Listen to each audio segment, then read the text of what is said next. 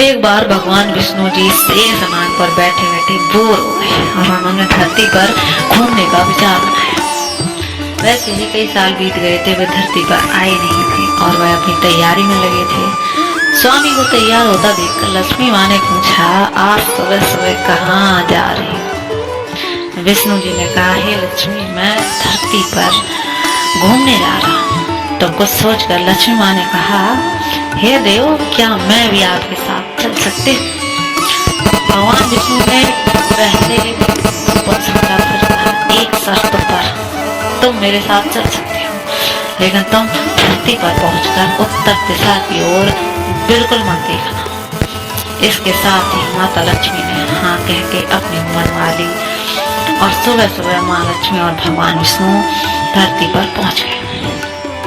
अभी सूर्य देवता निकल रहे थे, रात बरसात होकर हटी थी, चारों ओर हरियाली ही हरियाली थी। उस समय चारों ओर बहुत शांति थी और धरती बहुत ही सुंदर दिख रही थी और माँ लक्ष्मी मंत्र मुग्ध होकर धरती को देख रही थी और भूल गई कि पति को क्या वचन देकर आई थी और चारों ओर देखते हुए कब उत्तर दिशा की ओर देखने लगी पता ही नहीं चला। उत्तर दिशा में माता लक्ष्मी को एक बहुत सुंदर बगीचा नजर आया और उस तरफ से भीनी भीनी खुशबू आ रही थी और बहुत ही सुंदर सुंदर फूल खिले थे। यह एक फूलों का खेत था और माँ लक्ष्मी बिना सोचे समझे उस खेत में गई और एक सुंदर सा फूल तोड़ कर ले आई। लेकिन यह क्या, जब माँ लक्ष्मी भगवान विष्णु के पास वापस आई तो भगवान विष्णु की आंखों में आंसू थे और भगवान विष्णु ने माँ लक्ष्मी से कहा कि कभी भी किसी से बिना पूछे उसका कुछ भी नहीं लेना चाहिए और साथ ही अपना वचन भी याद दिलाया। माँ लक्ष्मी को अपनी भूल का पता चला तो उन्होंने भगवान विष्णु से इस भूल की माफी मांगी। तो भगवान विष्णु ने कहा कि तुमने जो भूल की है उसकी सजा तो तुम्हें जरूर मिलेगी। जिस माली के खेत में तुमने बिना पूछे फूल तोड़ा है, यह एक प्रकार की चोरी है, इसलिए अब तुम 3 साल तक माली के घर नौकर बनकर रहो। उसके बाद मैं तुम्हें बैकुंठ में वापस बुला लूंगा। माँ लक्ष्मी ने चुपचाप सर झुकाकर हाँ बोली। फिर माँ लक्ष्मी एक गरीब औरत का रूप धारण करके उस खेत के मालिक के घर पहुंच गई। घर का एक झोपड़ा था और मालिक का नाम सुनील था। सुनील अपनी बीवी, 2 बेटे और 3 बेटियों के साथ उसी छोटे से झोपड़े में रहता था। सभी उस छोटे से खेत में काम करके किसी तरह गुजारा कर लिया करते थे। माँ लक्ष्मी जब एक साधारण और गरीब औरत बनकर सुनील की झोपड़ी पर गई तो सुनील ने पूछा, बहन तुम कौन हो और तुम क्या चाहिए?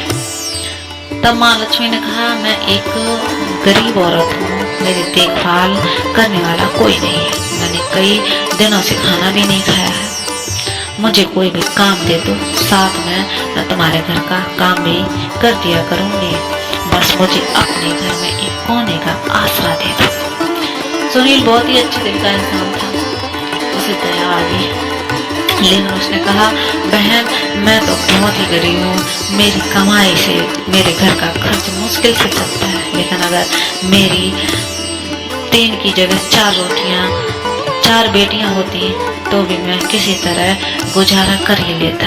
अगर तुम मेरी बेटी बनकर जैसा हम रूखा सूखा खाते हैं उसमें खुश रह सकती हो तो बेटी अंदर आ जाओ। सुनील ने माँ लक्ष्मी को अपने झोपड़े में शरण दी थी और माँ लक्ष्मी 3 साल उस सुनील के घर पर नौकरानी बनी रही। जिस दिन माँ लक्ष्मी सुनील के घर आई थी उस दिन दूसरे दिन ही सुनील को इतनी आमदनी हुई कि फूलों से ही शाम को एक गाय खरीद ली। फिर धीरे धीरे सुनील ने काफी जमीन भी खरीद ली और सब ने अच्छे कपड़े बनवा लिए थे और फिर एक बड़ा पक्का घर भी बनवा लिया था। बेटियां और बीवी ने गहने भी बनवा लिए थे। अब मकान भी बहुत बड़ा बनवा ही लिया था।